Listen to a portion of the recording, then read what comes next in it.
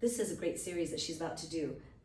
The key here is look at how her arms angle. When she gets set up, she's going to be kicking into a scissors, but the arms have to be on that slant. So let's watch what she does. When she comes in, she's gonna kick away and then tiny squat. Now notice how when she lifts, this goes up and it goes down. It's like a bending as low as you can go, but she's not bobbing up and down here, and she's not moving back and forth here.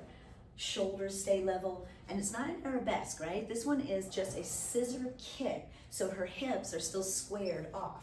Now when she adds on, if she wants to add, she's going to add a row, but first, if you can't row yet, you just take your hand across and you just see if you can let go. But the hard part is if it's too heavy on your springs, this is too much. That's the time you gotta change your springs.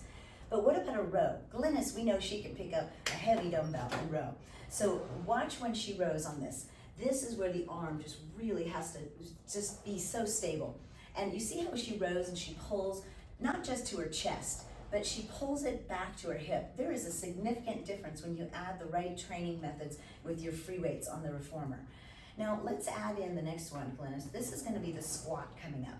When you do the squat, this one, basic version that we all can do is standing with your heel down. But as you do this, watch how she focuses her eyes. If you don't focus your eyes, the balance is really off. Go ahead and do your bicep curl on the way up. And when you come down, it's really a great idea to look in the mirror and check your hips in the middle here of your tower.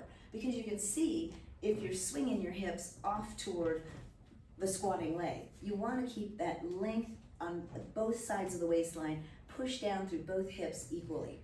But then there is a harder version of this, and I would be really careful if you're going to do this. Putting the weights down first, she lifts her heel to like a half toe position, and then this is where the toes are going to hold you at the back, but focus your eyes before you do it.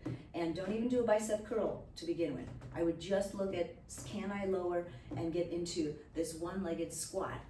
And if you want to add on a bicep curl, but notice something important on the bicep curl. A lot of times people cheat on bicep curls, they don't even know it. They turn their palms over and then they turn them back. If you do that, you've now just turned everything off and taken a break, and then you turn it back on.